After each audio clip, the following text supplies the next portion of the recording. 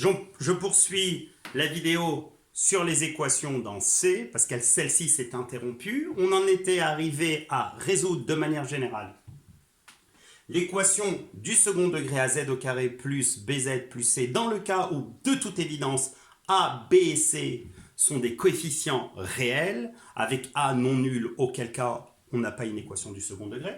Vous verrez plus tard comment faire pour résoudre des équations à coefficients non réels. Donc ici, a est un réel non nul, à savoir à partenaire étoile, et b, tout comme c, sont des réels. Alors, avant de le mettre en application, je vais vous donner les résultats qu'il va falloir maîtriser. D'abord, rappelez-vous les résultats de première concernant la résolution dans R des équations du second degré. Alors, on commençait par calculer delta, c'est exactement la même démarche. Donc, delta qui est toujours et restera toujours égal à b carré moins 4ac. Et la différence, c'est que tout comme R, on devait traiter trois cas de figure, on va en rappeler deux premiers. Donc, si delta égale 0, on a bien une solution réelle. Donc, il y a une racine réelle, une solution réelle. Alors que je vais appeler Z1 et qui, comme dans R, est égal à moins B sur 2A. Le deuxième cas de figure, c'est si delta est strictement positif. Et dans ce cas, on a deux solutions réelles. Vous les connaissez toutes. Ce sont exactement les mêmes que dans R, vu que tout réel est un complexe.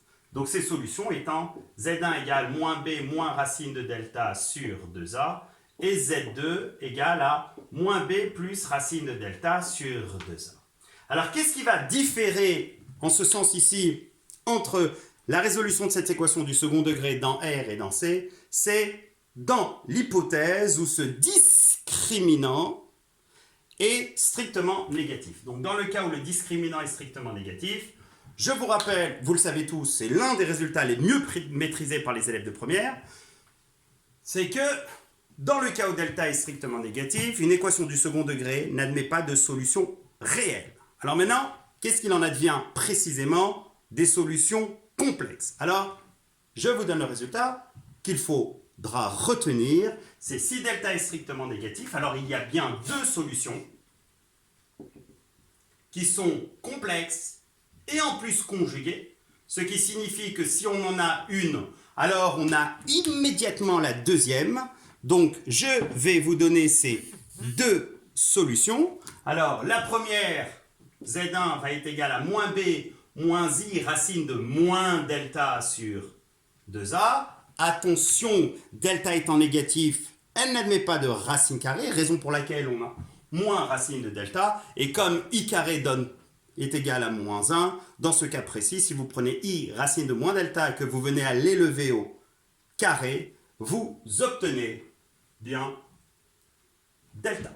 Et la deuxième solution, Z2 égale Z1 bar, qui correspond précisément à moins B plus I racine de moins delta sur 2A.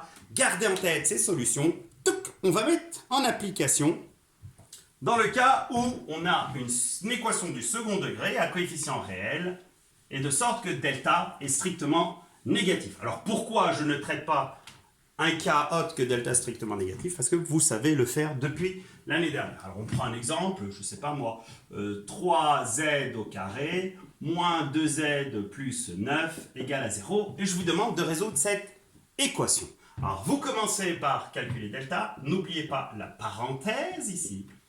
C'est B qui est égal à moins 2, donc dans son intégralité élevé au carré, moins 4 fois 3 fois 9, ce qui fait delta égale à 4 moins 4 fois 9, 36.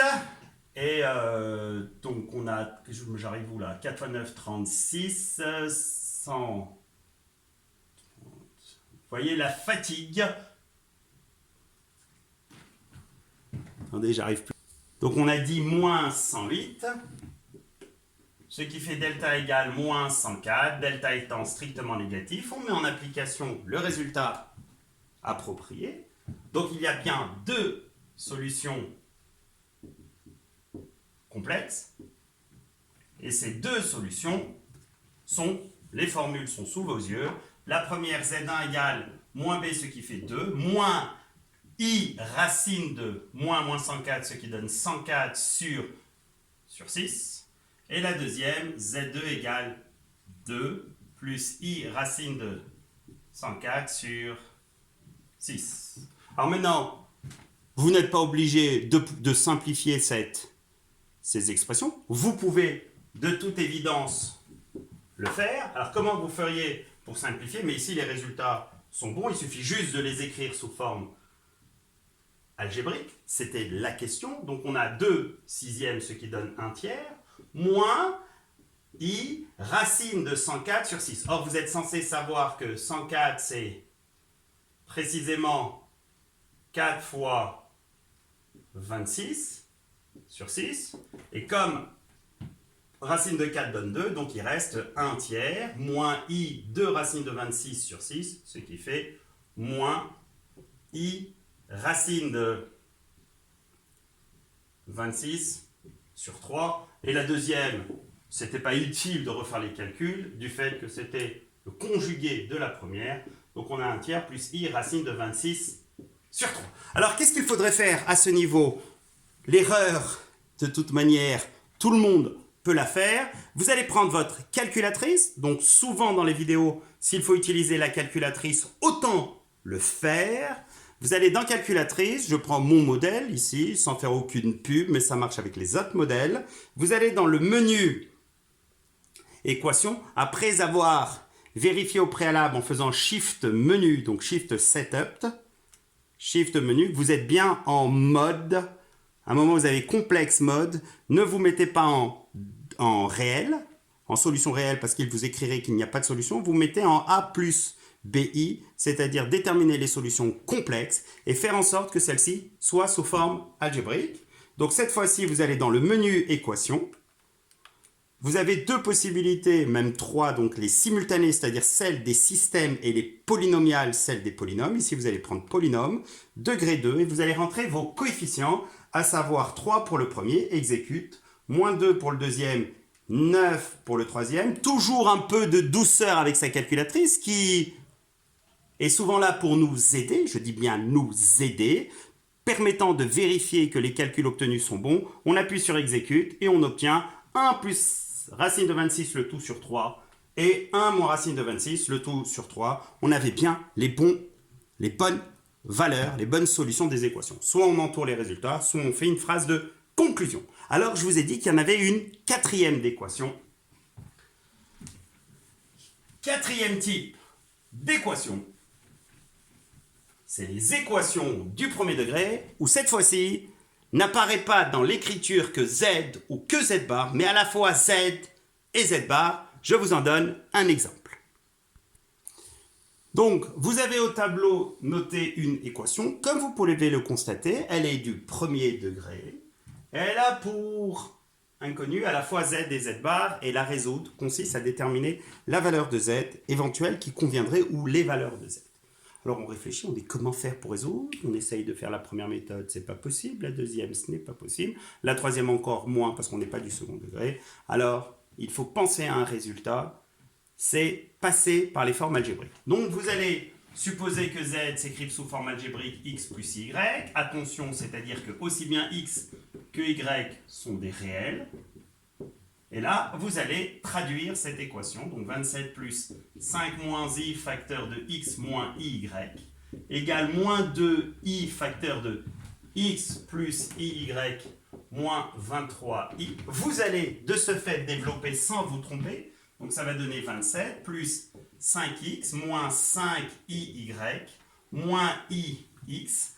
I carré donnant moins 1, donc on a moins y, égale moins 2ix. À nouveau, i carré donne moins 1, donc plus 2y, moins 23i.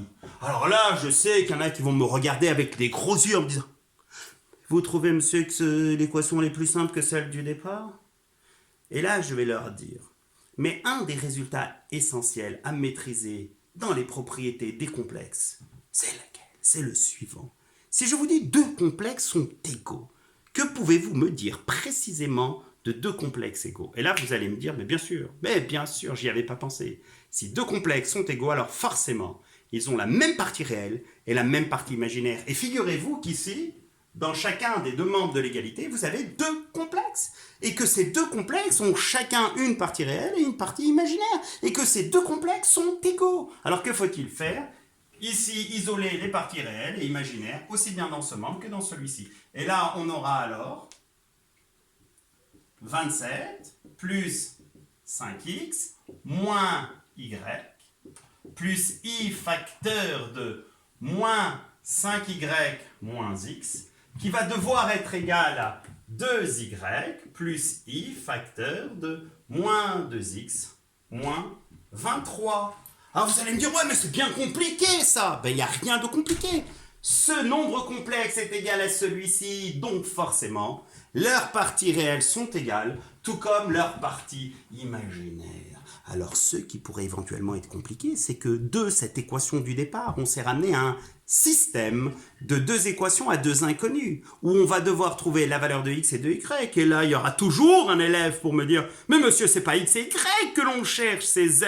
Mais sachez une chose, que z c'est précisément x plus y, donc si on a x et y, on aura z. Et bien c'est ce qu'on va essayer de faire ici. Donc, on identifie les deux parties réelles qui doivent être égales, et on a de ce fait 27 plus 5x moins y qui doit être égal précisément à 2y, et le deuxième, on a moins 5y moins x qui va être égal à moins 2x moins 23, ce qui, en se ramenant à un système de deux inconnus usuels, comme vous avez eu l'habitude de traiter, ça va faire 5x moins y moins 2y, ce qui donne moins 3y, égale à moins 27. Et pour le deuxième, moins x plus 2x, ce qui donne x, moins 5y, égale à moins 23. Alors, on a toujours des élèves, même en terminale, qui sont affolés par les systèmes. Même ceux de deux équations à deux inconnus. Alors, il y en a qui me disent « Ah ouais, mais c'est génial ici, j'ai x. » Ouais, coup de chance, tu as x. Alors, tu peux, de ce fait, ici, donc cette ligne, cette égalité, je vais l'appeler L1, celle-ci L2. Donc, de là, je peux dire, si je veux isoler ici x, mais ce n'est pas une obligation. Alors, si je venais à isoler x ici, j'aurais x égale 5y moins 23, que je vais devoir substituer ici. Donc, je vais avoir 5 facteurs de 5y moins 23 moins 3y qui serait égal à moins 27. Gardez en tête que l'un des points les plus importants des mathématiques est la rigueur, qu'ici on procède par équivalence et qu'un système de deux équations à deux inconnus est forcément équivalent à un système de deux équations à deux inconnus. Donc, non, faites pas sauter une des inconnues. Donc ici, on va poursuivre notre résolution. Donc on obtiendrait alors, j'écris celle-ci en développant, ça fait 25y, donc 25y, moins 5 fois 23, ce qui donne précisément moins 115, moins 3y égale à moins 27. Et la deuxième, x égale 5y moins 21. On touche au but. 25y moins 3y, ce qui donne précisément 22y, égale moins 27 plus 115. Je vous laisse faire le calcul et on obtient 88. Et x égale 5y moins 23. Ce qui fait y égale 28. 88 sur 22, ce qui donne précisément 4. Une fois la valeur de y déterminée, on la substitue ici. X égale 5 fois 4, 20. Ce qui donne moins 3. Alors il y en a qui disent « Wow, le coup de chance, on est tombé sur des entiers !» Mais non, à un moment j'ai fait une pause et je me suis arrangé pour vous donner une équation d'inconnu z et z bar et faire en sorte que ce nombre soit une solution. J'ai fait l'exercice à l'envers. Donc à partir de là, vous n'avez pas répondu à la question étant déterminer z. Donc ici, z est tout simplement égal à moins 3 plus 4i. En résumé, vous devez savoir, au niveau de la classe de terminale, résoudre 4 types d'équations. Reprenez les 2 vidéos.